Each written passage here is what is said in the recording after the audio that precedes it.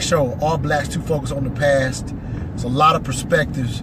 My co-host Christy Gaynell, she started out the show suggesting that the answer was yes and no to a certain extent. And to kind of see where she was going, she was saying that that yes, we could be too focused on the past if the only thing that we choose to look at as African Americans is the negative history that we're pretty much the limited history that we're given, for example, in our public school systems. So if that's all that you're learning, if that's all that you're looking back upon, then that can be disheartening for one. It can make you angry. And so there's a level of bitterness that can set in that stagnates you. That's one perspective on how, yes, it could be that we look back. And there's other opinions on the show. Go listen to those. Her answer for no, which is one I agree with, was if you look at our history, specifically African Americans, not only in this country but before coming here, when you look at our history in its entirety, then it actually becomes a thing of inspiration. And if you come to understand why all cultures have history, any culture that has any type of public school system, or even when there's not a public school system, people are very cognizant of making sure that the history is known. One of the callers called in this morning and said the only thing that you can study is the past. He says you can't study the present because it's happening now, and you can't study the future because it hasn't happened yet. And so when you study our history in its entirety, then there are absolute inspirational moments, not just moments, but just all the things, for example, even in this country, all the things that we've done and created that unfortunately most of our children don't know. And it's not going to be given to them in the public school system, like one of the cuts on the show said from Master Teacher John Henry Clark. Says it's not like those that are in power are going to give you the information to, give information to the powerless so that you can, in a sense, take that power.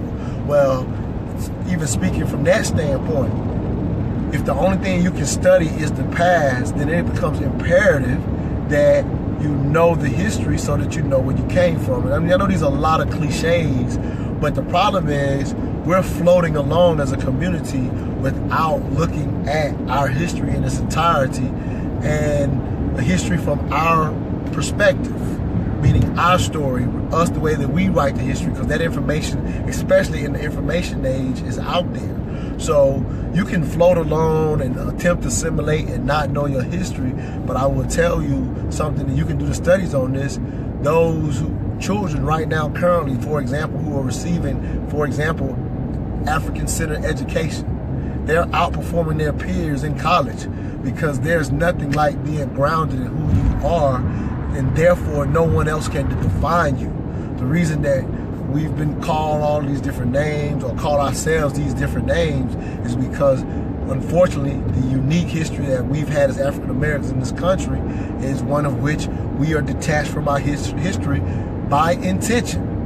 So if we know we've intentionally were detached from our history, it becomes imperative that we work together and learn that history and not make the mistake of floating along and not ensuring that our children know that history.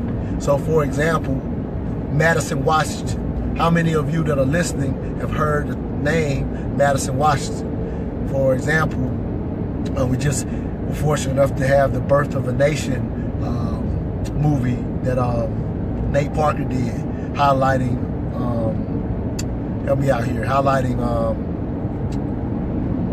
Nat Turner, And so that's a movie we thought wouldn't get made, and it got made. Good movie on some levels. I enjoyed the movie.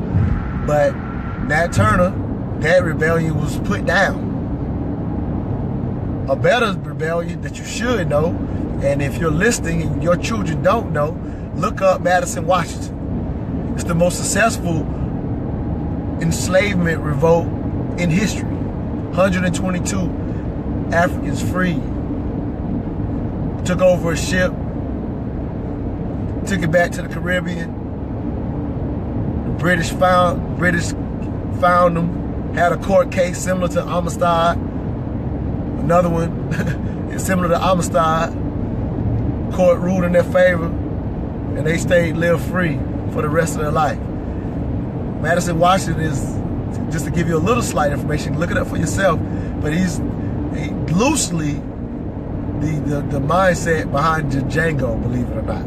The movie that was made a lot of with Jamie Foxx. So look up Madison Washington. Your children should know Madison Washington. Your children should know Ella Baker. Your children should know Fannie Lou Hamer. That's just American history right here off the top of my head. Our children will not see themselves in public education. If they don't see themselves, then they will inherently think everything was done in this own country that we say all the time was built on our back. But if we don't teach our children their history, they don't know that it was built on their back. They just know that we were enslaved to do the work. Listen to the show. Matter of fact, make sure your children know we were never slaves. We were enslaved. It's an action that was taken and done to us. Slave is a noun of who you are. We've never been slaves. We were enslaved as African Americans. All these little things matter. Language matters. Terms matter. All of this stuff matters. So, are we too focused on the past? The answer in our reality is we're not focused enough because we're running from the limited history that was provided in public education, whereas there's a vast history well before we were ever enslaved, that it is actually imperative that you ensure your children know that history, because there's nothing like pride of who you are. I'll give you one last concept on this. So we did a show about police brutality with the psychologist.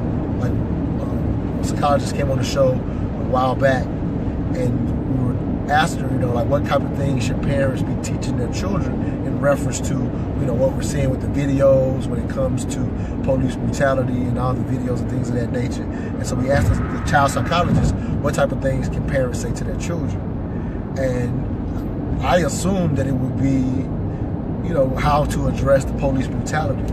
And what she said was the most important thing that parents can do is ensure that their children know where they came from, know their history. And what she was saying was, any person who has a true sense of self will automatically know how to carry themselves in a police interaction, because they see themselves as important because they've been shown that history. When we look into, unfortunately, the murders that we see within our own community, those are people who don't love themselves. Well, how can you love yourself if you don't know who you are and where you came from? So those are just some things. Some of those things didn't get touched on the show, so I just wanted to mention them, talk about them, and highly encourage that you go check out the Mental Dialogue Talk Show every Saturday morning, 10 a.m. Fifi, what's up? One of my big listeners. How you doing? Go check out the Mental Dialogue Talk Show every Saturday morning, 10 a.m. to 12 p.m. Eastern Standard Time. Fifi, go check us out on mentaldialogue.com. I need y'all to watch it, to go out and support and keep us on the air. You can become a Mental Dialogue supporter for $2 a month. Go to mentaldialogue.com and become a supporter. What's up, lady? Thank you, sister. My #1 fan, become a supporter. mentaldialogue.com. It's $2 a month. There's other levels too. You can go higher. But at least $2 a month. Keep us on the air if you like what we're doing. We have the conversations people are afraid to have every Saturday morning. We had a white guy, I think his name Joe, out of St. Louis, call in. And he said he was tired of black folks focusing on the past. Pretty interesting back and forth. Go check out the show. Should all blacks too focus on the past? Go check us out every Saturday morning. Peace. I'm going to start doing recaps every Saturday for those that missed the show. Hope this wasn't me rambling and talking too long. Hope you got a little something out of it. Go check out the show. If you're in the Atlanta area, the Mental Dialogue live experience, when we do it live, is September the 22nd. We're going to study some of the top poets, Giovanni Hughes, Wheatley, James Weldon Johnson, stuff that we don't do. All I ask is that you think. Intellectual thought, critical thinking is imperative to our improvement as a community. We got to deal with our psychology so that we're not stagnant and not knowing who we are. Got to know our history. So we're going to study some of the top poets from from history and talk about it and discuss it. And believe it, there's a lot that can come from studying poets. I always tell you, if you want to understand